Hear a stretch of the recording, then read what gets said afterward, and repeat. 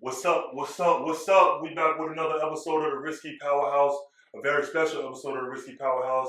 Got my man AMIR Hinton in the building. Yeah, I'm Kendall Bishop. If y'all don't know, if y'all new, y'all should definitely leave the video a like, comment, and subscribe to the channel. We bringing big time guests on week by week by week. We trying to improve the content, we trying to improve the quality of the content. Excuse me. So yeah, man, AMIR, well, let the people know something about you, bro, what you representing and who you are. Yeah, AMIR Hinton. I'm from Philly, Ozone to be exact. I'm from OZ, Philly.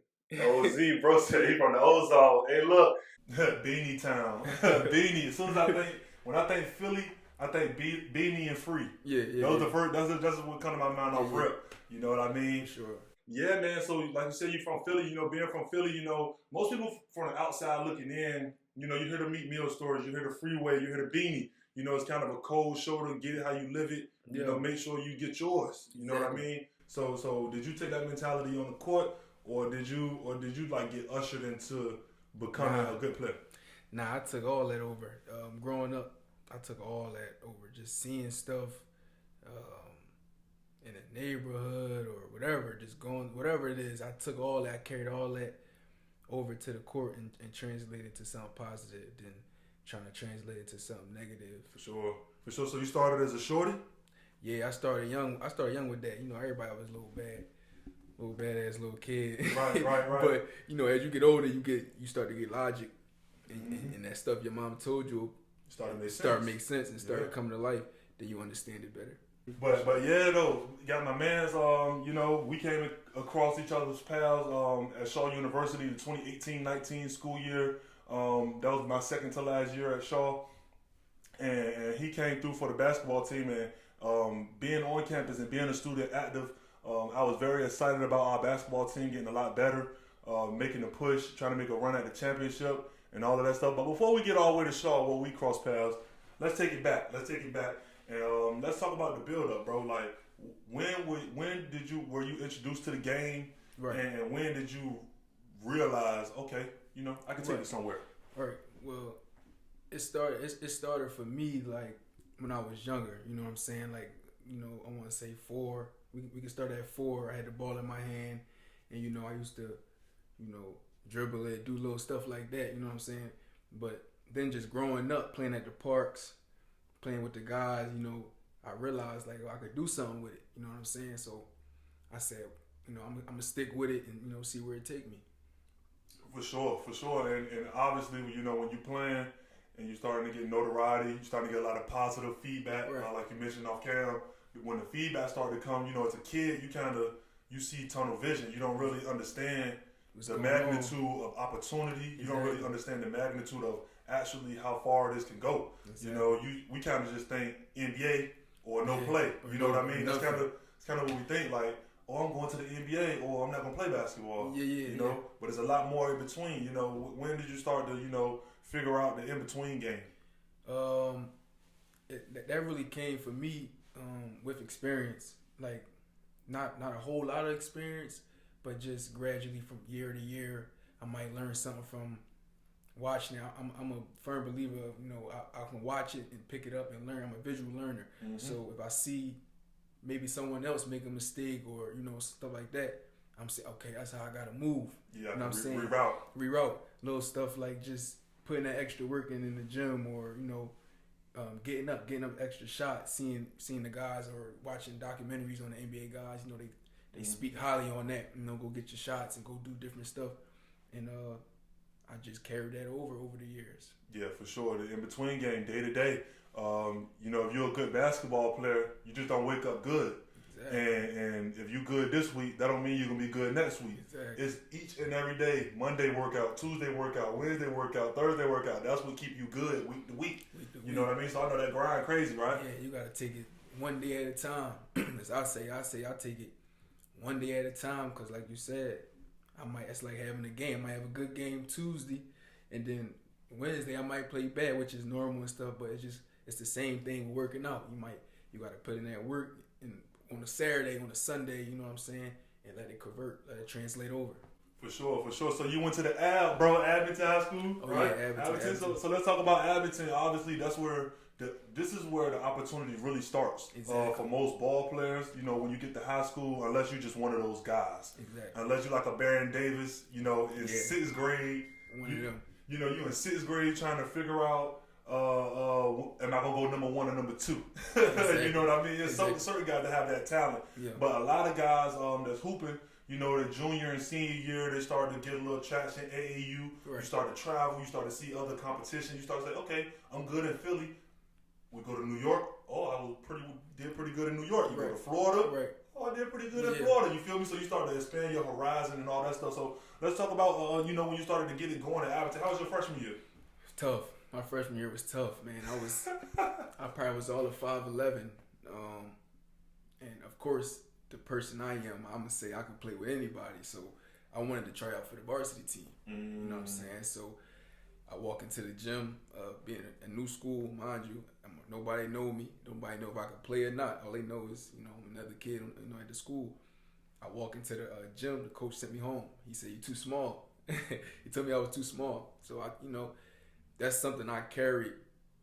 I carried that on my back, probably my whole high school career. Yup.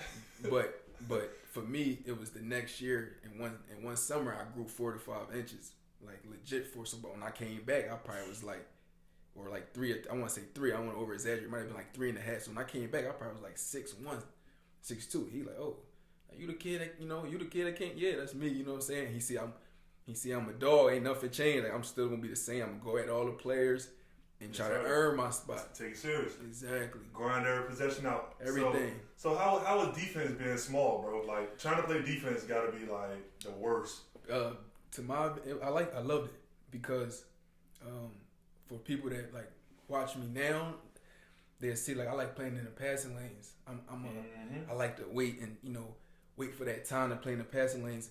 So being small, I was smaller, so I was way faster. Like, I was quick. You know what I'm saying? So far as getting the passing lanes and getting steals and stuff like that, no brainer. But far as mismatches and I switch on a big or whatever, come help me. I need that. I need that. Come support me. You know, come support me, and then we're going. You know, we going to deal with the outcomes. Exactly. Screaming. I mean, screaming. But yeah, man, you start to figure it out. You know what I mean? Once you get one 20-point game, and then you get a 23-point game, and then you get 28, and then you like, oh man, I'm averaging 22. Yeah, and I was a late bloomer, like a very late bloomer. Like, I didn't start really scoring until, or, you know, doing all that type of stuff until like I want to say my junior year.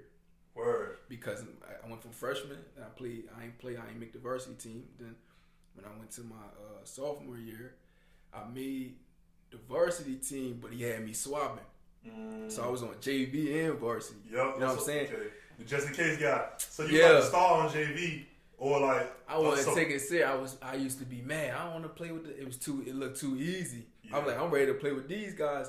And he knew how good I was. That's my guy, Grassy. We still got a great relationship to this day. But he knew how good I was. But he was like, you gotta wait. You gotta mold him. Yeah, you gotta wait. You gotta learn. You gotta see.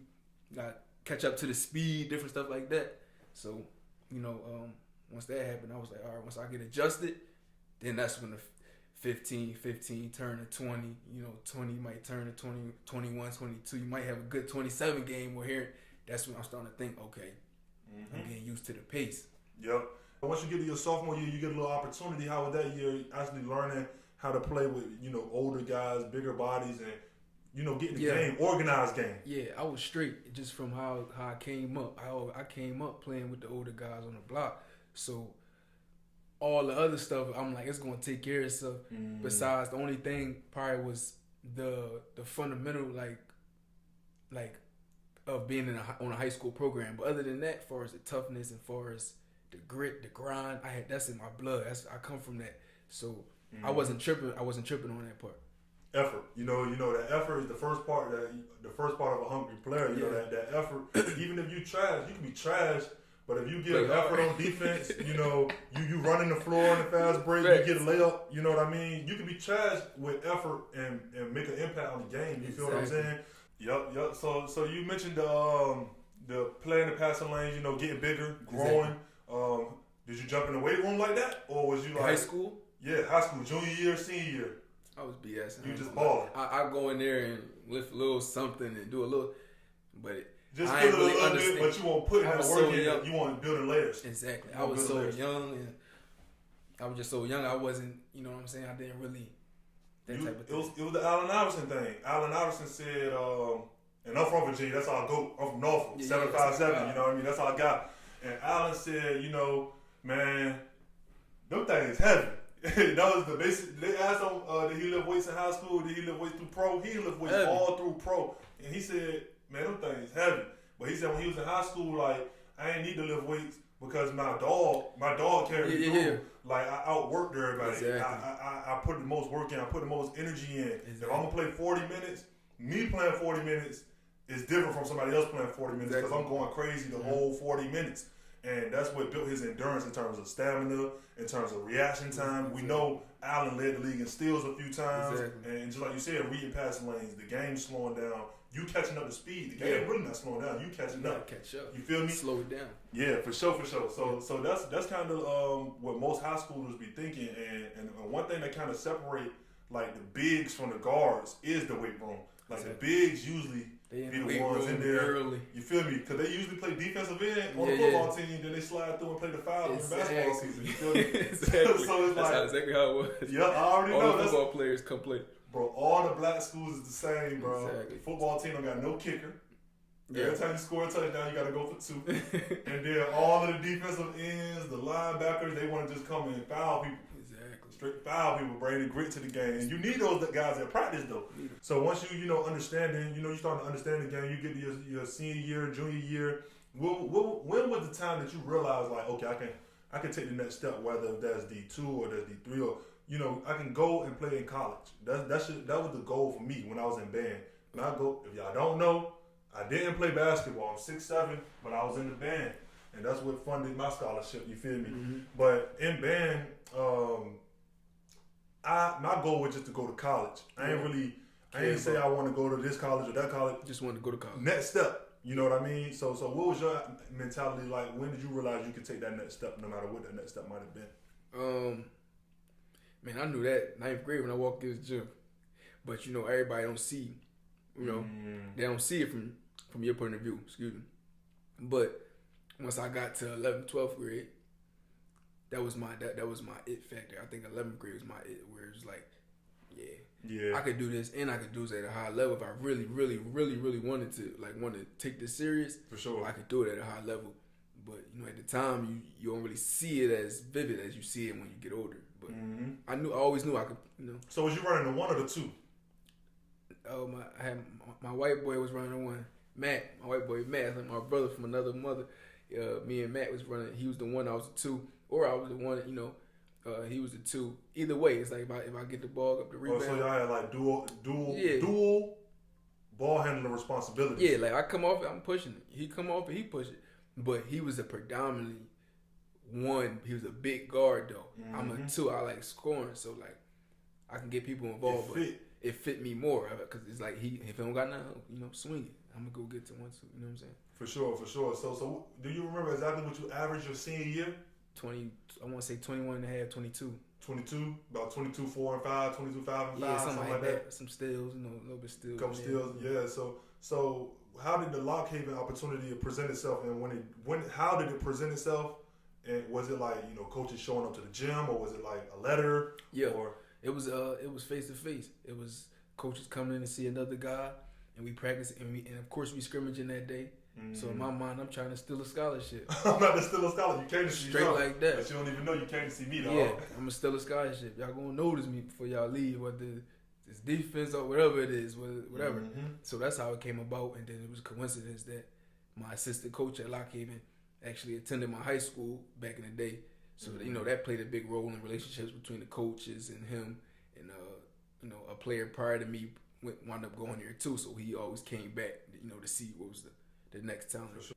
So you pulled up there. What was your intentions, or what was your mindset going to Lock Haven? Like, to be honest, it was like an open mind. Like, I'm coming here to be honest, I say, man, my mindset at the time was get in here, man, and kill these folks, and go ahead and explore something bigger and something more on a bigger stage to give me more exposure. Exposure, that's the biggest thing. Because that's why I tell all the young guys that hit me up. I say, if you can do what you do and get that right exposure and get some eyes on you, just all you need is 1-2 pair of eyes to see you, just the right pair of eyes to see you, and it's gonna work out for you. But that was my mindset: come in here, kill, learn, stuff like that, and move on. You know what I mean? Jump into a bigger pond, and that's what you gotta do. You kind of gotta master every level, especially coming, like you said, you wasn't like in your senior year averaging 35. Traveling all over the country. I didn't do that. National championship, competing private school team and stuff like that. It was kind of a different process. So your process was mastering every level that you were in, right? So that they can give you the green light to go to the next. Exactly. Give you the green light to go to the next. Exactly. And then so coming through Lock Haven, you spent 2 years there? Yeah, I want to say 2. 2 years there? 2 seasons. 2 seasons, 2 basketball seasons at Lock Haven. Had the opposite. Did you hop in the weight room then? Yeah, I was in that weight room. There you go. And that's where life changed right there, when that body, that grown man body started catching up. Because one thing I remember, the biggest thing I remember about you from Shaw, and we about to get to Shaw next, just because, that's my alma mater. I graduated from Shaw University, if y'all knew. Y'all should definitely drop a like, comment on the video and subscribe to the channel, because we're bringing more quality content to y'all every week. But when I got to Shaw, my mind was, I didn't know I was going to Shaw until 2 months before I went. Right. I got there, I don't know nobody, but my cousin, and I had one other guy from high school that I went that was already there. Right. And then me and 6 other dudes from my high school band, because we was in a band, you feel me? All of us got scholarships, and we all went to the same school, so that was kind of like, it was cool. It was gravy. It made it comfortable. A little easier. It made it comfortable, you know what I mean? But that was a mistake, though. It wasn't a mistake, but comfortability can put you in a position where you think everything all right when it's not. You know what I mean? You got to work a little harder. Yeah. And that's what I learned throughout the course. But by the time you got to Shaw, I was in my 4th year, so I had mastered the Shaw game. I'm off campus, I got the whip. You know what I mean? I don't go on the calf no more. Exactly. You know what I mean? When I walk across the campus, everybody calling me. I don't even know who they are. Exactly. I was at that stage. You feel me? Yeah, exactly. That's how it was. After I left Lock Haven and got that release, I'm like, all right, let me see where I'm gonna go. But it's funny when when Shaw presented itself, I always told myself, man, I'm not going to no HBCU, man, like, cause I'm from that area, so I'm like, everything that I heard about HBCU is like, I ain't trying to be in that environment. I don't know, but that was me. That was just me. You know what I'm saying? Not seeing it for myself. You know what I'm saying? Yeah, and one thing I could say, like it wasn't like a celebrity, aura over you. No, but like it was like a protective, like I didn't see you around much, bro. You never. I seen you one time on campus. Yeah. One time you was coming across the bridge, and I was coming across. You probably don't even remember this, but I do. But you was coming across the bridge with I can't think of his name, y'all. Big man, he had the big head, bro. Yeah, big fro. He always making crazy facial expressions, no look passes and stuff. It was him, you, and that skinny athletic dude that had the face mask. Yeah. And I said, bro, you doing your thing, bro. Just keep going. And I'm sure you heard that every day, all day. So you was kind of like, yeah, bro, I got you. Yeah, for sure. Got you. For sure. And then, but the big dude, I forget his name. He was cool, bro. Every time he see me, he said, bro, break that thing down. Because, like, I was in the band, you feel me? So I always had my sticks and stuff. I would just twirl my sticks or do something crazy. Yeah. Like, I'm telling you, that's Nick Cannon. He said Nick Cannon shit. And that was kind of his jokes and stuff. But yeah, that was the one time I seen you on campus. But, like, that HBCU thing, like, it's definitely a great experience for people who want to go and actually meet and network with the community of people that's gonna outlast when you leave, bro. Yeah, and it's crazy. Now, when like kids that's going from high school or like they trying to figure out their college, or like someone yesterday DM'd me and said like I'm looking to go D2, like, you know what I'm saying, I followed your career and stuff, and like you made the D2 thing look like it's like, is it worth it? Like, he asked me, and I was like, I'm like, absolutely. I said, I can't speak for every D2 though. I can't. Yep. I only can speak for the D2 I went to, Shaw. But I said, if you want that family love, like that, everybody together, hospitality, yeah, absolutely. Go there, play, have fun, and do your thing. Have fun. You're still in college, sure. But enjoy that family environment, because you ain't gonna get that always at a PWI. Like, Yep. you're not gonna get that always at a community college, wherever you want to go. So I told him, like, yeah, go. That was the best thing that ever happened to me.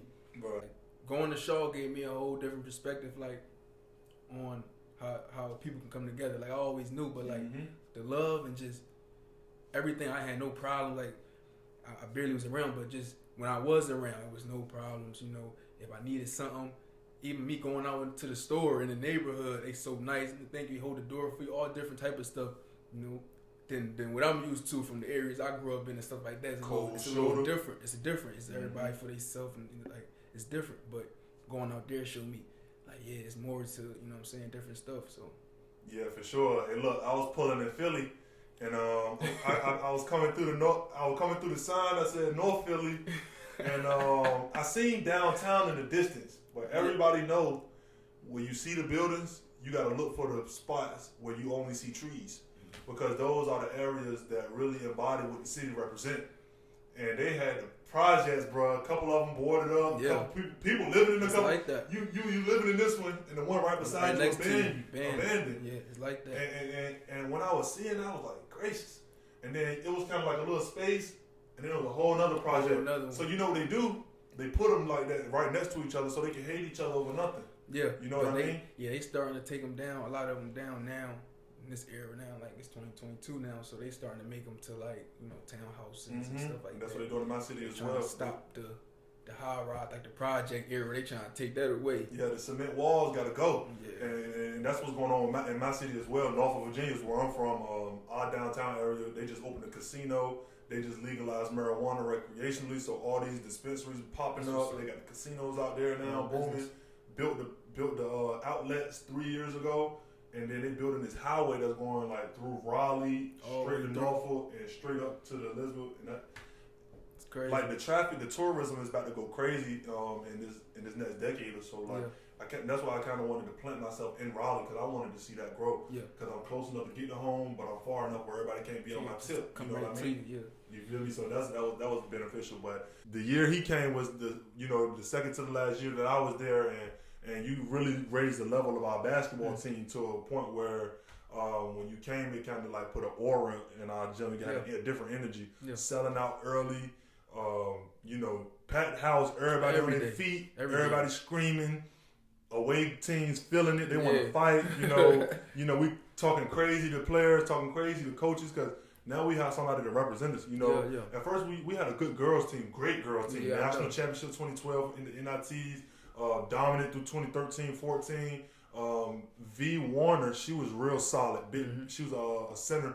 She ended up going overseas, and she just actually signed an extension about 2 weeks ago that I seen or whatever. So her career has been extended again.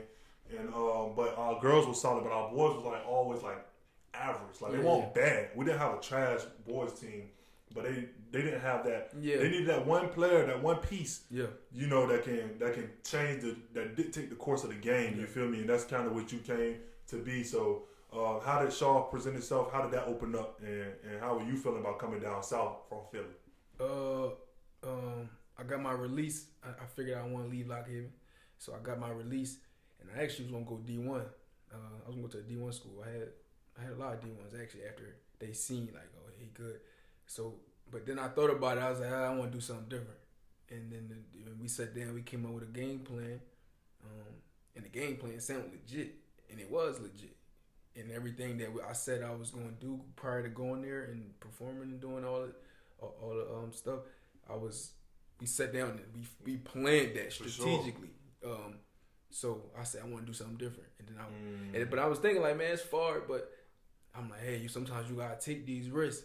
You know what I'm saying? Sometimes you gotta take these risks to get what you want, and that's what I did. I'm like, we're gonna go out here, we're just gonna thug it out and play basketball like we had the crib. Ball out for sure. Like he said, take risks. Being a part of the RissKy Powerhouse, coming on, you know what I mean? You're part of the Powerhouse now, bro. You know what I mean? This episode will always be there forever. Right. For whenever you want to go back and revisit it, show your kids, look, man, when I was a hooper, I was getting pulled for interviews and all that. You feel me? But he used a word that's very vital. He said, take risk. RissKy represents the opportunity that every individual must take to get to the next level. Yeah. At some point in time, no matter what you do, you're gonna have choices, and you have to pick out of which one of those choices present the most pros and cons negatively, positively and negatively, which ones weigh out the best for me. Yeah. You know what I mean? And coming to Shaw was a risk, like you said, going D2 when you could have went D1. D1 got the exposure, the stage, and all of that stuff. But bringing the stage, what you did was you brought the stage to you. Yeah. You know what I mean? That kind of carried a lot of weight. Mm-hmm. So when you get through that season, I remember a couple of plays. One play that knocked out my mind immediately. Like you said, you had a couple of steals your senior year. You a steals guy, and he always used to like run the lane, punch it out, chase it down half court, 2 feet, boom. So like I always noticed, like even when you were going on your own, like you running on your own or whatever, you never just like took off and like let's go get it. You always kind of gathered in. So what was up with the 2 feet jump, bro? Is that like a thing, or is it like? Yeah, that's my thing. I feel more comfortable doing it. It's less stress on the knees. That's how I started off dunking. My first time dunking around the way. We started off 2 feet dunking, and so I just stuck with it. And that's where I get my most power from. I get my most power when I jump off 2 leg opposed to 1. Even though I jump higher off 1, you would never know because I always use my 2 foot. Oh, you got a couple of blocks. I ain't even like they some weak blocks, bro. It ain't like pulverizing blocks, but like both of them was off 2. Like they not like chase down. They like you kind of there. Okay, ball go here, ball go there. What you thinking? Give me that. Yeah. You know what I mean? You got a few of those at Shaw too. So like most of your athleticism is kind of like gauged by balance. Yeah. That's the main thing that I noticed. That with your game is balance. The post game. Explain your post game, how you develop that, because I noticed like one play. I'm gonna always break out a play because I was at the games. Yeah. Baseline. He playing over doubles and triple teams. Baseline. You fake middle because they coming from the middle. Yeah. And you like half spin to the baseline. When the big man come up, you kind of like took a slow Euro step. Boom, and then you like slapped it off the glass. You like under the rim. You like all the way under the rim. You had to like bring it back up, throw it up. So like with those plays in small tight windows, like how did you develop that game? Man, the most honestly like just him giving me instant. Like everybody reaction time not the same. Everybody got a different. Some people slow, some people faster. He just blessed me with a great reaction time on top of watching film, on top of being home and studying and understanding. When I'm posting up, just being balanced, like you said, using 2 feet, not 1, not committing to a pivot. So it's giving myself more options if I commit to both, opposed to committing to one pivot. And just doing different stuff like that, and knowing my spots, knowing I'm better with this midi. If I get to this midi, you know what I'm saying, or know if I can make you foul me, I'm gonna get to the free throw, or just being premeditating my every move and being strategic. When I watch the game, like when I watch like certain NBA players, I'm not bashing any of these players because obviously these dudes are like next level athletes. Yeah. But a player like Donovan Mitchell per se, he's a great free throw shooter. Yeah. But he don't look to get to that free throw when it's worth 2. You know what I mean? He kind of looking for the 3 or the lay or the pass. Yeah, but that's But when you look at all of the most dominant closers in the game, when you look at the most dominant players, they dominate the mid range. Yeah. Because that shot is a shot where, first of all, they big. Them dudes big. So any lift, they just need touch. They don't gotta really shoot it for them. But for like smaller players, 6'3", 6'4", like yourself, your lift is not for a touch. Your lift is for so that you can get the shot off. You feel me? So like, why do you jump so high on like? I noticed like contested jump shots, you look to like hang in the air for a little bit and then get it off. How does is that like an instinct, or is that something you do? Like I do that because of this. It's both, a little bit of both. I don't miss when I get arc under every shot. If I get under every shot and get the correct arc and correct air under the shot, I won't miss. And that's something I realized me just playing over the years. When I shoot flat, I'm a miss. Like if I shoot straight line drives, or I don't jump high enough, it's either gonna be short or it's not, or I'm a miss. Mm-hmm. Now when I get up high, I know you're not gonna block it. If you do try to block it, I'm gonna make you foul me because I'm jumping so high. Yep. So I'll make you foul me, and I can see over time. I can see the rim. I'm eye level with the rim, and how I shoot is perfect for how I shoot. Another thing, the feet, bro. Yeah. What was the feet about that shot, man? Cause bro. Yeah. Hey, look, I got a little something. Look, y'all see, I had to kick up real quick. Yeah, I mean, I had to kick up a little bit, but bro had some flavors for real though. Like what was up? Like I remember the 11s with the Shaw Bears logo on them. How did you get those? Like, what did that come across? How did that come across, bro? So, man, I wish. What's his name? I wish I could remember his name. Shout him out on here, man. He showed me so much love. It was a sneaker plug out. Riley showed me so much love out there. But I had the cool. You know, it's funny. They was what's the 12s with the blue? What they cool? Gamma. Dark blue. No, the light blue, the sky blue. Light blue 12s. Like, you know what I'm talking about. Yeah, I know what you're talking about. They was those. They was those. I didn't care. They was those. So I had my dude. I told him my dude. I said, "What you could do? Like, you know, how you want them?" I said. I looked at him. I said, "Let's make them Shaw." I go to Shaw. Yeah. Yeah, I said I go to Shaw. So let's make them Shaw colors, and you can freelance the logos and stuff. I said I definitely want a bear on there, you know, just to represent when they see it. Like, yo, that's tough. So I didn't know how they was gonna look, cause I'm, you know what I'm saying. When I got them back the next day or next week, I was like, oh yeah. I said, I like these. I said, I'm only gonna wear these one time. I'm gonna wear one. That game I was at that game. That was the last time they ever been on the floor, ever. Like, I was at that game, bro. I don't know who we played, but I was at that game, bro. And I'm like, bro. Yeah. I'm looking at that show like, yo, dude had to put a drop of grip for them. Yeah. But yeah, not only were the Shaw Bears shoes, I remember you had the, it was some black and whites that you had that came all the way up. I had, what I played in, man, I played a lot of Jordan. I played a lot of all Jordan, 12s, 14s, for sure. 4s, 1s, 2s. I don't remember the black and white ones. I don't remember. Bro, you had some black and white. I want to say, I can't even give you the number, bro. Kobe's or was they Jordans? It might have been the 4s. Bro, the most memorable ones are those Shaw Bears joints that had the bear on the back side. Yeah. Then I remember some black. I just cannot remember what shoe it was. I just know they was black. They were like predominantly black, and they had a little white in them. Yeah, I don't remember. I don't remember. I was wearing so many different. Bro, for sure. And look, dude gear, and then the one leg sleeve. Where that come from? One leg, just some fat. Add a little twist to the. You know what I'm saying? Just add a little twist to it. But I realized it started helping me, like, cause I'm predominantly.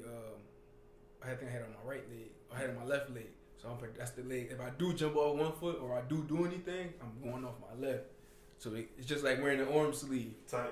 Compression. Compression. Keep warm that leg up, stuff like that.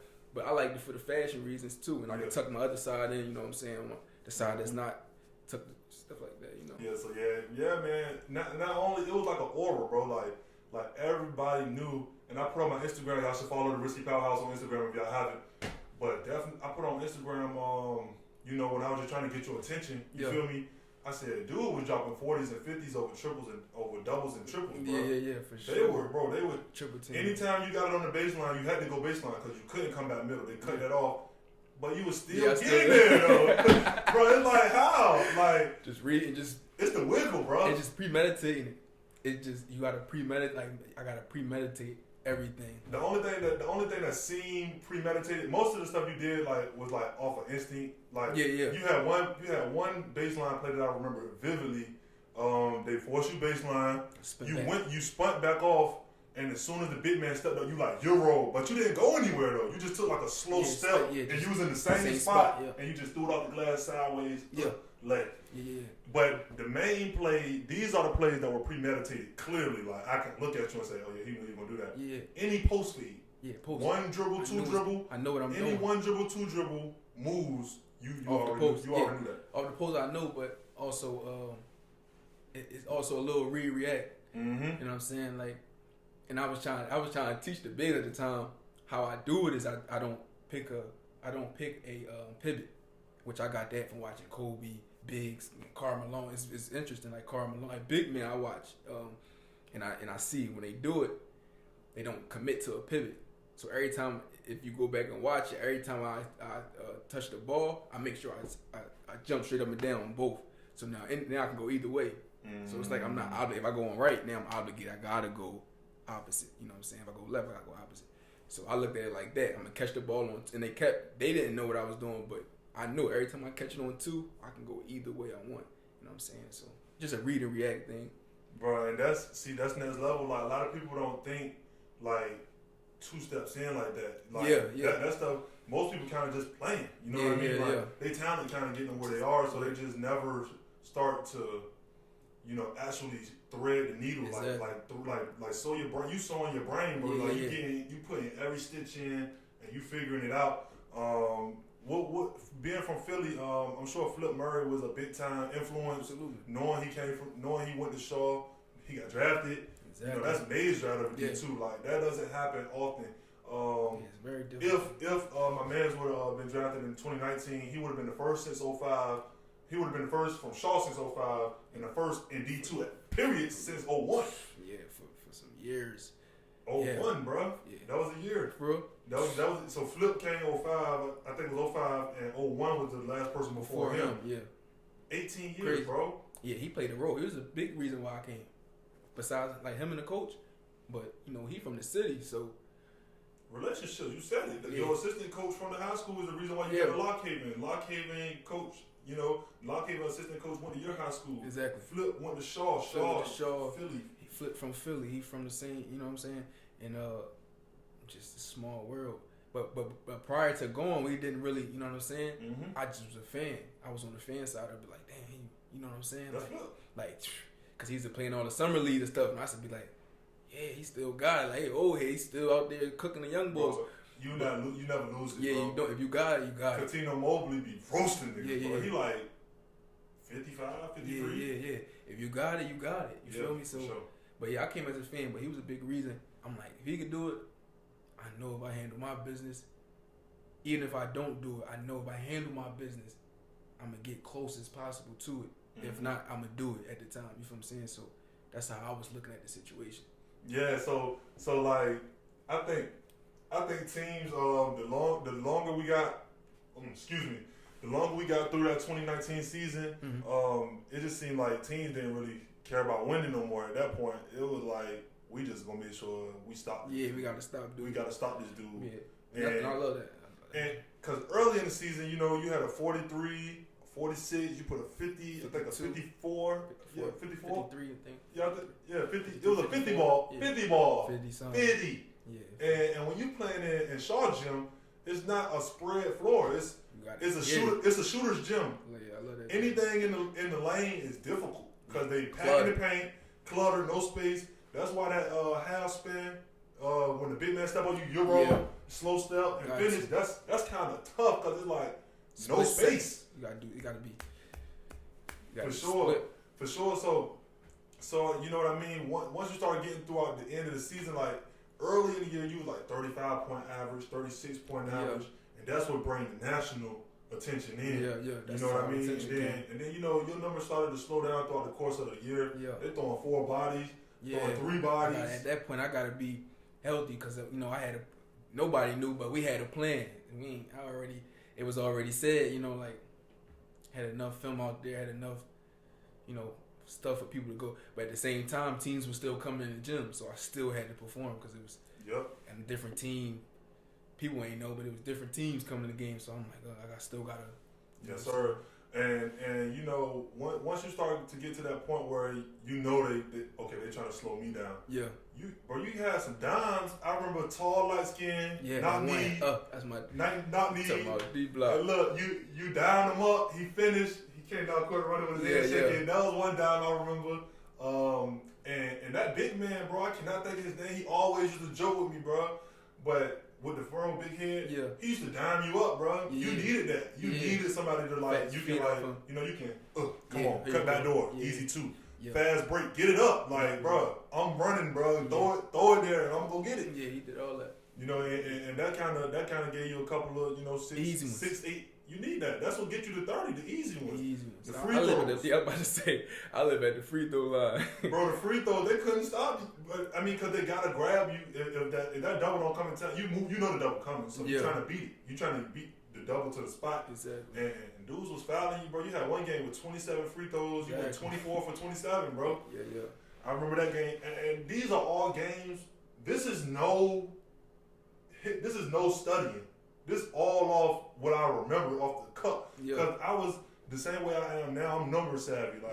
Like we were talking about Bron and Giannis. Yeah. You know, I know basketball straight up, and I was keeping track. Cause I'm boasting. I go to Sean, I'm like, bro, we got this dude, bro. Dude just dropped 53. Like, y'all ain't touching him. And then it kind of was like, I remember the St. Aul game at St. Aul. You didn't play. Yeah, I couldn't play again. Couldn't play. You had the boot on, and we was talking crazy. Bro, we was at the game like 25, 30 minutes early because we knew everybody was coming. Yeah. We had to get there early because you was bringing people out. Yeah, fact. So we got in there. And we had the St. Aul people, we on the floor with it, and we talking crazy. Yeah. They had a whole student session, and bro, when you came out with the boo, yeah, they was clapping. They started saying, "What y'all gonna do now? Yeah, what y'all gonna do now?" We still won that game, bro. Yeah, we found out winning. We ended up winning that game, and that was a big moment in terms of you gave confidence to the club, like you made the team feel like. It's that superpower, bro. Yeah, it's a superpower. It's confidence. It's a confidence. When you feel like we gotta hold it up. Domino effect. We gotta hold up the ship till my man's get back. He only got to be out for 2 games. Yeah. We can't drop both games and then now we fighting for the 1 seed again. We fighting for the 2 seed. Exactly. You know what I mean? They did a great job of pushing that energy. You feel me? So when you get to the tournament, the CIAA tournament, y'all play Virginia State in the championship, right? Virginia State. We play Virginia State. It was Virginia State, right? They had that linky wing, bro. Shooter. He was shooting, running the floor. Yeah. I was in Charlotte. Yeah. I don't remember that game too vividly. Sometimes I gotta watch the film. I don't remember especially because we lost. So I don't really be trying to think about it. I'm like, man. Yeah. I'm like, man. They came down, bro. Y'all was down by like 8 or 10. We came with back. Like 5 minutes. Bro, you hit like 2 threes, ran out, got a lane, got to the line. Yeah. Now we look out, it's a 2-point game. And they hit that one. I do remember him hitting that 1-3. Corner. That closed us. The corner. Yep. The corner. I was there, bro. He closed us out. out. I was in Charlotte. I went to Charlotte because I said, bro, we about to win it, bro. We gonna win it. He made a hell of a shot. Because if he wouldn't have hit that, that would have been routes. Close him out. Yeah, it'd have been over. All right, so now we're describing the game, and we're going to go ahead and get out of Shaw. Matter of fact, before we do that, because we got to talk about the numbers. 31, 5, and 5 on 49.5% from the field, 34 from 3. Knockdown free throw shooter. I'm not sure exactly what your free throw percentage was, but you definitely had the highest volume in the CIAA for sure. You took about 11 or 12 free throws a game average. And you hitting 10 or 9 of them. They easy. thought it was rigged. You feel what I'm saying? But they just couldn't guard you. Yeah, they thought and this what it is. This what it is. When you bring a double, you split the double. Everybody trying to swipe down. They can't athletically keep up with you, so they're just trying to be physical. And that's the worst thing you can do with a skilled player. Yeah, I'm gonna make you foul. Yeah, but man.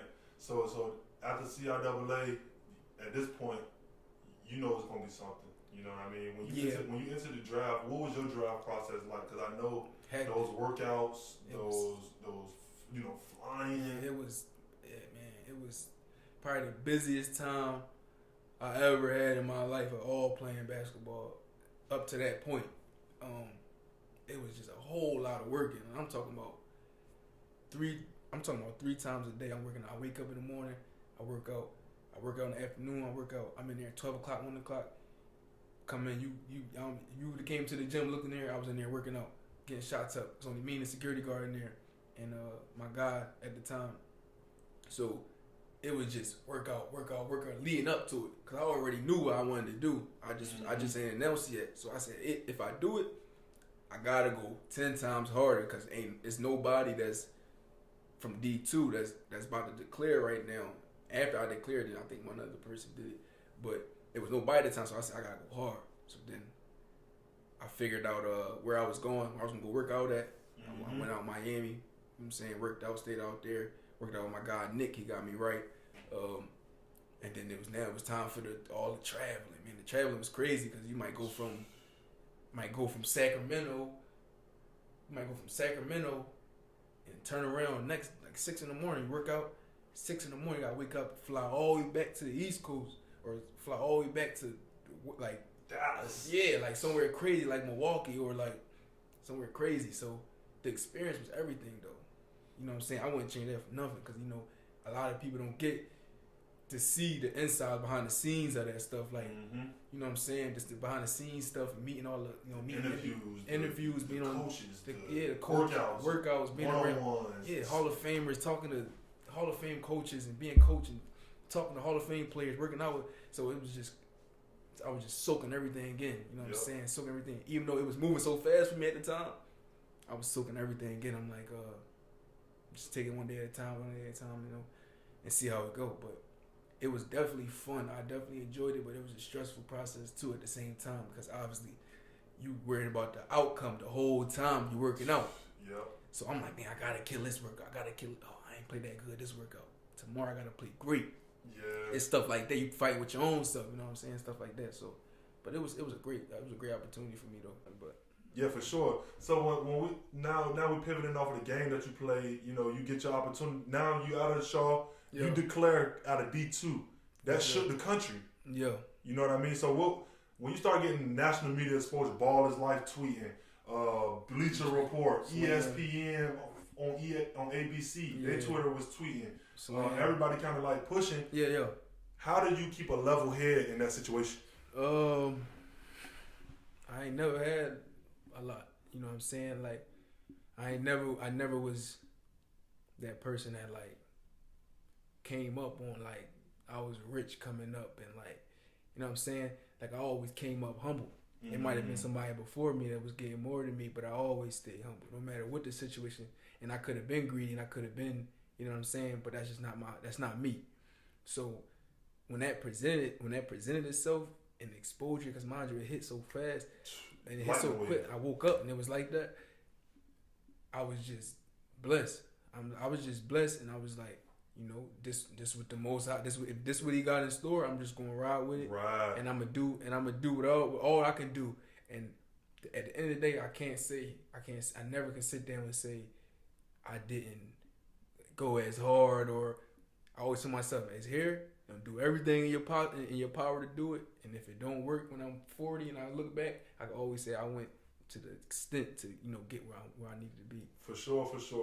And like we said, you when opportunity presents itself, you know, the day-to-day grind, you know, becoming a great basketball player for you, but anything like myself, professional in anything. If y'all been with the Powerhouse since the first video, bro, I came a long way, bro. You look at my first video, I got a LeBron jersey and a LaMelo jersey hanging up on a naked wall, no green screen. Yeah. And I'm gotta start somewhere. I'm just kind of just chilling with it. You feel me? Yeah. But now I'm trying to develop, you know, get my stands going, make sure my mans don't gotta hold the mic. You feel me? Laptop locked in, everything set up. We got the pointers there. Boom. We trying to elevate. Yeah, you know what I mean? So as a player, you know, the things you do on Monday, repeat on Tuesday, repeat on Wednesday, those days stack up. You have to that's what you get to. You know, that's how you get to that particular level where you separate yourself from the people that don't do those things on a day-to-day basis. Yeah. So with the mid-range game and all, you know, the NBA kind of play high pick and roll. That's the whole game. High pick and roll, spread the corners, and whoever our ball handler is gonna attack. Wherever you help from, he got to be able to read whether he can score or get it to the next man, whether it's the corner or not. And so when you going through these workouts and all of that stuff, what was your mentality, bro? Because I know coming out of a D2, you know, they had you in crazy interviews, stupid trials. How many workouts did you have in the NBA, in the 2020 NBA draft? Was it 2019? No, 2019. 2020. Yeah, 1920. I want to say 16 plus. 16 plus workouts? Some of them back to back. Some of them I wake up and go to sleep. I don't even sleep. I might gotta come in. I might land 5 in the morning. Work and gotta be up at 6:45. They come and get us, take us to the, you know, whatever we gotta do for that day. We got plan, and you know, you got it. You just gotta bite that bullet. And in every situation, I look and I say, "This is what I want to do. This is what I signed up for when I was younger." And I said, "This is what I want to do." So if I gotta get up at 5 a.m. and catch this flight, or I gotta leave and land at 5 a.m. and get up at 6 and work out with professionals, with the highest athletes, like some of the highest ranked athletes in the world, I'm gonna do it. And I'm gonna do it at a high level. Yeah, man. Sure. One social media post that I remember vividly, and this is the one that made me think like, bro, he getting drafted, bro. Yeah. Indiana, when you was working out with it was one other guy. He a common name too. Horton Tucker. I was working out with Horton Tucker in Indiana. I was working out with couple high level guys. I was working out with dude from Virginia, the shooter. Kyle, I think it's Guy. His name was Guy. Kyle Guy. Yeah, I think it was Kyle Guy. He in the G League right now. He running in the G right now too with Kings, I think. Yeah, I don't know where he at now. Yeah, he in the G. I keep up with the G League, Yeah, but it might have been Kyle Guy, but the way that Indiana media was talking, yeah, you know, they always kind of you really can't trust like the face value sometimes. But you know, but they were giving a feel like you was making an impression. You know what I mean? Yeah, I killed that workout. You know, and the way they was talking, bro, you did, and I think New York had picked like 56 or 55. I murdered that one. That's why I really thought. You know what I'm saying? And they had to pick. They could have been, but it's a lot of politics involved. I think they avoided. So people don't know. I think they avoided drafting a Division II player out of HBCUs because they didn't want high level talent. If they'd have did that, it would have started a whole new trend. Like I'm talking like that's what everybody would have went. These PWIs would have, you know. So it's a lot of politics behind it. You know they didn't draft you, and the person that they drafted at 55 got waived. Yeah, and then they knew he was gonna get waived. Yeah, I know he went to. Yeah, he was, man. But yeah, he was. I think he was banged up or something going into it. So they already knew what they was gonna do. He didn't even make it to the court. Like he didn't even make it to. You know what I'm saying? He didn't make it to Summer League. Yeah, Summer League. He didn't make it to none of that. And once I seen him get waived, I'm like, yeah. You know the flags go in your mind, but that's what it was. You don't want high level talent going to schools where they're pretty much gonna be like the AAU horse, where you give them the ball, they do everything, and they dominate. You know, guys who are incapable of having a chance to stop them. You know what I mean? And get drafted out of that situation. They kind of want to, and then what that also does is it put an influx in the flow of revenue through lower schools. Yeah. Like you bought Shaw some money that year, bro. Yeah. Like you helped Shaw economically, not only on the basketball court, and like you said, getting drafted, even if it was 55, you know, you would have opened the door for like in 5 or 6 years somebody would have won the lottery out of the D2. You know what I mean? But yeah, man, when you got to the summer league, bro, I remember your first 5-6 minutes on the floor, you scored a couple times. Free throw line jumper and free throws. Every minute they had me on the court in summer league. For the little time they gave me, I scored every minute. For every minute, you go back and look at the stats. For every minute they had me on the court, I scored every minute. Yes, Whether it was so I just, you know what I'm saying. So I didn't let it get to me too much, because a real person to see like he played this amount of minutes and he had this amount of points. His points add up to his minutes, so that means his plus minus is extremely crazy. And for the naysayers like, oh, I don't know if he could play on this level. You know what I'm saying? But I'm like, nah, it's for real. Logically, it's really easy for real. It's just all about situation, and it's all about timing. It's all about timing the situation. Somebody like you though, you feed off of like the way the NBA plays because it's all high screen and roll. And you looking to get to the 13, 14 footer, whether it's on the elbow, left side, right side, turnover. You got a little post game. You gonna switch a mini me on me. Yeah. I'm gonna post him too. You know, I'm gonna put a little hip on him. Yeah. And then you have like this hesitation move where you kind of like freeze up. Yeah. And you like, ooh.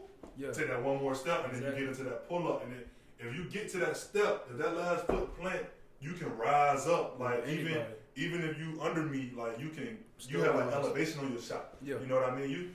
People, I think it was Bleacher Report. They compared you to Dwayne Wade. I think that was just a hot name. Realistically, I think you more of a DeRozan. Yeah, I was about to say that. You played a DeRozan game. Yeah, that's what I was about to say. That DeMar DeRozan, that's my guy. I watch him head to toe, like not. You know what I'm saying? Grateful he having a great year this year. It's more footwork though, but I've been watching him before this year. Like I've been watching him because his footwork is impeccable. Like it's crazy. It's like on a Kobe level in certain situations that when he doing stuff, it's crazy. So like I watch that and that's my game. Like I'm a tweener, but if I need to knock down some Tracy's, I do that now.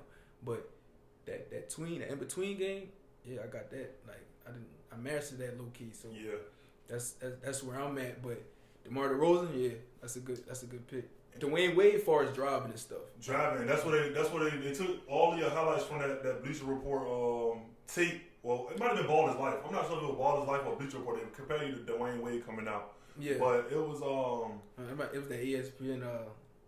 It was the ESPN video. They were showing different clips and stuff. And he was slashing to the rim, open court, in and out, Euros. Yeah, definitely. But when you start to look at it, I think DeRozan a fair comparison. I think that's a fair comparison. So after the draft process, summer league, you're a young puppy, bro, fresh. So when you hit Winchester, like, what was your confidence and what was your attitude going into Winchester, the Winchester team? Well, yeah, we played for Westchester. I want to say, just kill, man. Like, try to be here as short as possible. Like, make your mark, showing what you could do, and try to get that call up and get that next. Because I wasn't tripping too much because I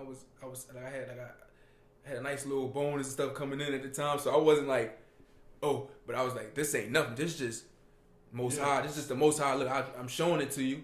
Now go get what you really need. You know what I'm saying? But then I was dealing with little stuff behind the scenes, like little growing issues and stuff like that was holding me back. So it kind of pushed me to the side when it came to training camp and stuff, because I was dealing with little nicks and bruises. But when I got to Westchester, same model, like, kill these folks. Obviously I gotta learn the system. Yeah, the it's totally different, guys. It's funny because prior to getting into the NBA world and stuff like that, you think, oh, it's easy. Sitting at home watching, what you doing? Like, how you looking at him, bro? What are you doing? Like, stuff like that. But when you playing, when you on the floor, trust me, it's a whole different man. Come around. It's a whole different ball game because everything is passed down. As far as NBA, as far as NFL, as far as NHL, everything how them guys play is passed down. So like, it gotta be. For instance, I might say example. For instance, when I first got there, I didn't understand the corner, how valuable the corner threes and how valuable the corner lift and slots was, because obviously, at Shaw it was just go. So far, looking to jump down full spread. Yeah. So far as that go, when people were speaking on it, I understood that because I'm still a student of the game too. At the same time, and I'm a realist, so I understood like, yeah, I might not know certain reads on that NBA level, but I can. You tell me, I'm gonna do it. You know what I'm saying? Yeah. You feel what I'm saying? So it was that type of thing. You feel what I'm saying? But once I got into it, and I started realizing, okay, when I come off this screen, it's always gonna be somebody in the corner. So if I get stuck and I can literally not even look at the corner, just throw it with my eyes closed. It's always gonna be somebody there. So once I started learning that type of stuff, then I started realizing like, it's different from sitting back and watching it, opposed to being in it and stuff. Sure. You get what I'm saying? But it was fun. It was fun though. So you go undrafted and the New York Knicks end up signing you undrafted right after the draft. You got signed what, 1:30 in the morning, 2 in the morning? I got about 1. In the middle of the morning. Yeah, 1:30. I was clocking it, bro. I was up. Yeah. Like I told you in the message, I kept up with you through Winchester, but after Winchester, I lost touch. Yeah. And I couldn't rekindle. I couldn't find it again. Yeah. You know what I mean? So, bro, it happened like 1:30, 2 in the morning. They signed you undrafted. Great, man. I came out one of the biggest draft classes, one of them in the world. I came out with Zion and RJ and all these high-ranked guys that's for what it's worth. And so it was crazy. I probably played. There's probably like 1 million people in the crowd that day. One game we played in New Orleans.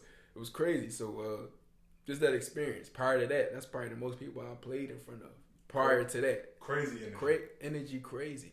And it's like, that's that stomach feeling too. You can. There's so many people talking and yelling. You can feel it. I mean, you got Floyd Mayweather right here. You got LeBron right here. You got everybody right here on the front row. You know what I'm saying? Matter of fact, you was in that game? I was in that game. LeBron had the Lakers shorts on. Yeah, the Lakers had right next to me. They were trading for AD. LeBron slick. Right next to me, trading for AD. So just being around them, seeing everybody and seeing celebrities you see on, even though they regular people to me, but to be in that room and just see what's going on, see how everybody carrying themselves, etc. Level the playing field. Yeah. Level make you really feel like I'm doing something right. Yeah, something right, and you can actually learn without talking to certain people. And I talk to certain people that I've learned from. You know what I'm saying? So it was a great experience for me. I wouldn't change it.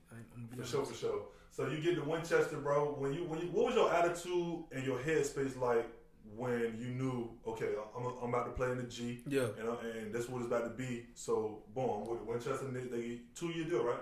Yeah, and you can say that they had my non-guaranteed on the second year.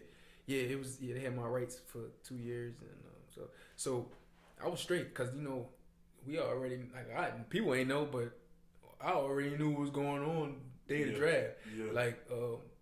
And prior to the draft, it's weird. I wasn't supposed to be there, but ironically I got there. I was supposed to be with a different team, but I already premeditated. I'm like, all right, this is what I gotta do. We already sat down prior to me going. All right, this is what you gotta do. Whatever, go in, handle your business, and get out. You know what I'm saying? Of course, everything gonna be all sweet, but that's the mindset. Go handle your business and do your thing. Do it. Stepping stone, just like Lockhaven. Go in here, work hard, put your head down, give a great impression. Let people know I'm a great teammate, humble mindset. Exactly. I'm not no hothead out here trying to be in the club, throwing ones and all of that. I'm here about to work, bro. Yeah, we ain't tripping on that. We just chilling. We just trying to grind and provide for the family when it's time. Hey, shout out to Cade Cunningham, bro. Dude, a dog. If y'all haven't locked in on Cade yet, y'all need to jump on that dude, man. Dude is real. He had a play. I'm not sure if it was his last game or the game before. Bro, he came off the high screen. Right hand, he right at the top, he come off right hand, and he hezzy, and right before he took that next step, he whipped that jump. Yeah. Dropped it down to that left point, but off the dribble, live dribble. Yeah. Right in the shooter pocket, Sadiq Bey, knock you down. And most people was like, oh yeah, the three. That's what probably most people would think, he's supposed to hit that shot, that's a dime. But he got it. I was looking at that pass, bro, because people don't realize the strength. It's not a close pass, bro. Like the NBA floor. Yeah, that's also what people don't know. That floor, man, huge. And that's the one thing I thought about it. Like when I got into it, I said, "Oh man, it's gonna be a cakewalk." I said, "It's too much space." But then, like I said, you got to be in the right situation. You got to be on the right team. Mm-hmm. You got to be put in the right situation to really flourish. And somebody got to take that chance on you so you could. You know what I'm saying? Yep. But being out there, I had a couple games where I'm like, my first game in the G, I had 27, 25, something like that, against Orlando. So that's the game I'm about to show. You know what I'm saying? We had MSG, we playing the Madison Square Garden. I'm like, this is my chance to see how the court is. Let me see if I really fit in. You know what I'm saying? This joint. So after that game, I'm like, oh yeah.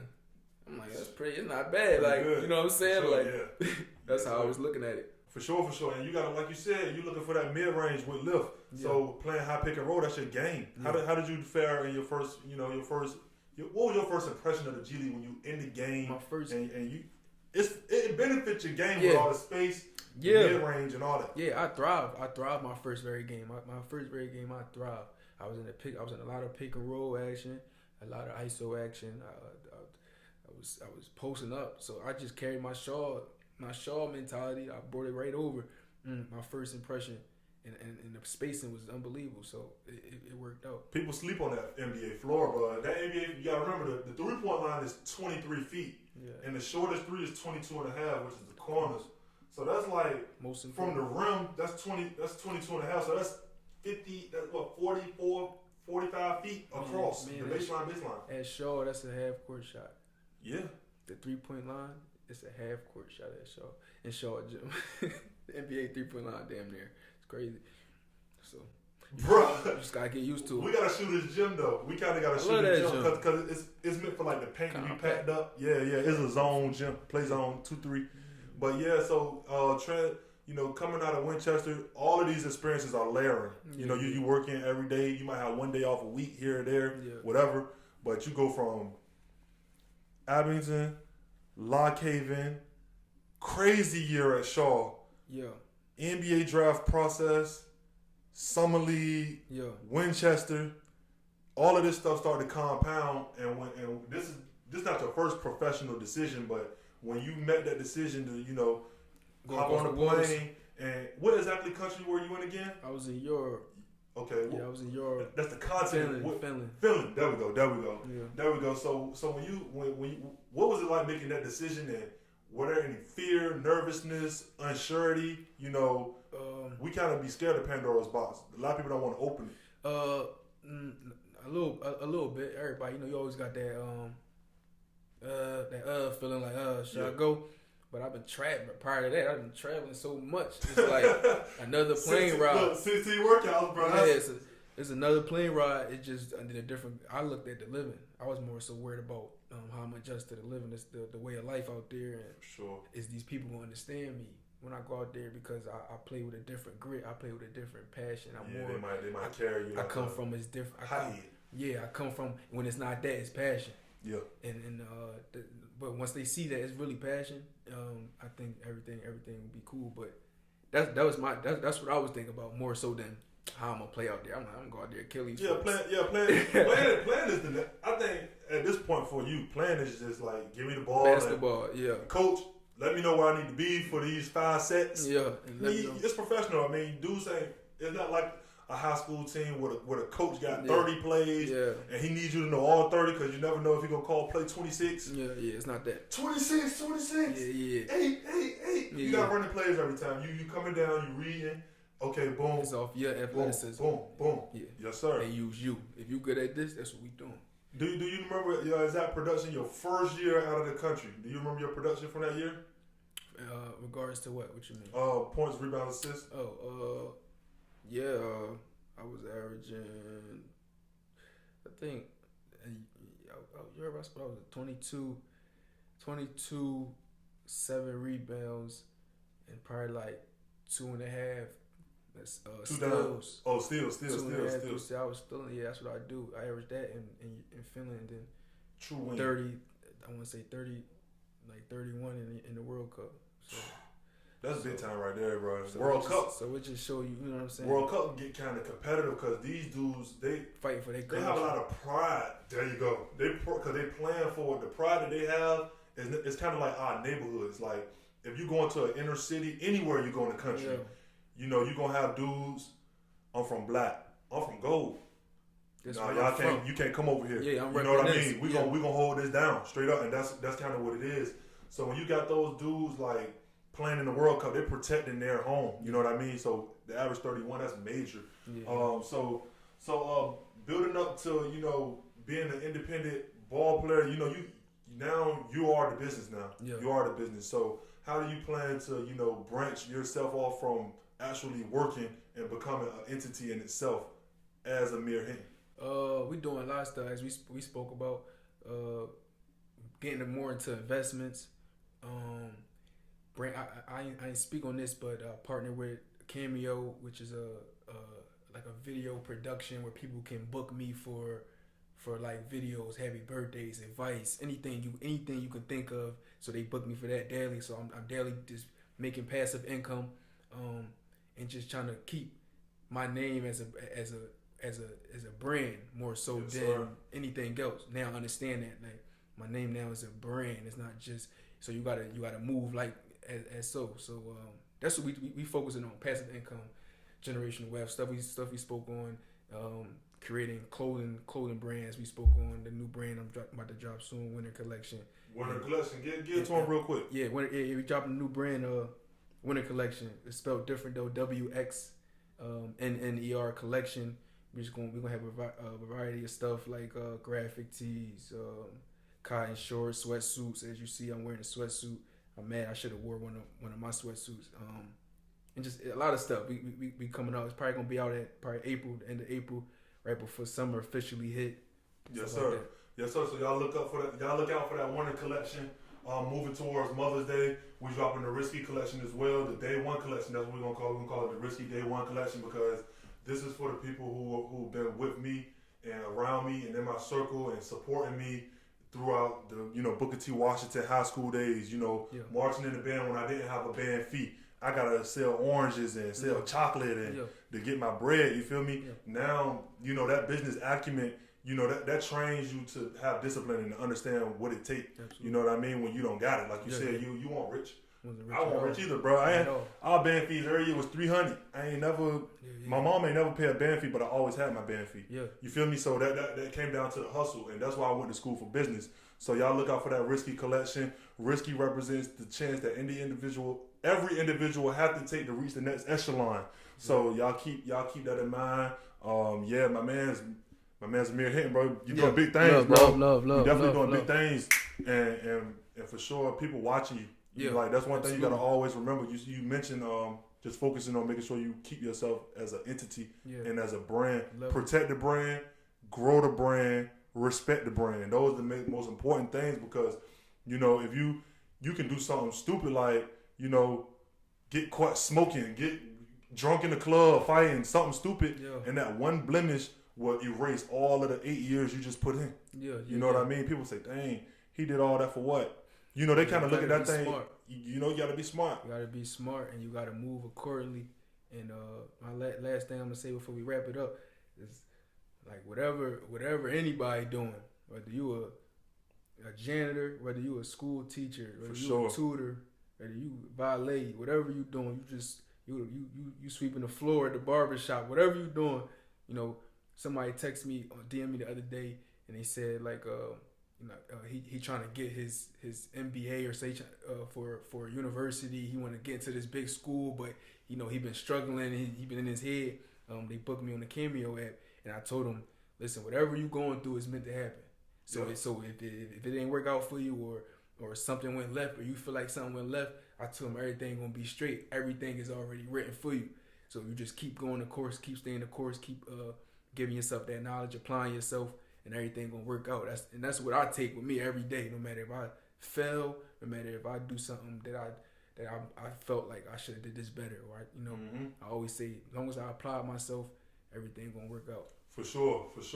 With financial literacy, in our culture, that's major. We moving into a step now where our generation is kind of being more proactive with making sure as individuals, they want to learn. We try to pull the next person up, and we watch our parents, we watch our grandparents, we watch people on TV complain about the incapability and the situations that we've been plagued with to start off. Knowledge, but once you understand where you started from, you should know where you're going from there. You know what I mean? You gotta know you gotta do a little extra work to get to that same spot that somebody might do a little less. Yeah. So like you said, man, we building brands, we growing brands, we protecting brands, and we respecting the brands. You know what I mean? And as individuals, we gotta keep doing what we do. You feel me? So with that being said, bro, I'm gonna go ahead and let you get out of here, bro. Love, like bro. I said, man, you only been out here for 3 days, Fact. And he pulled up to the powerhouse. So y'all keep that in mind of what type of individual, the humility,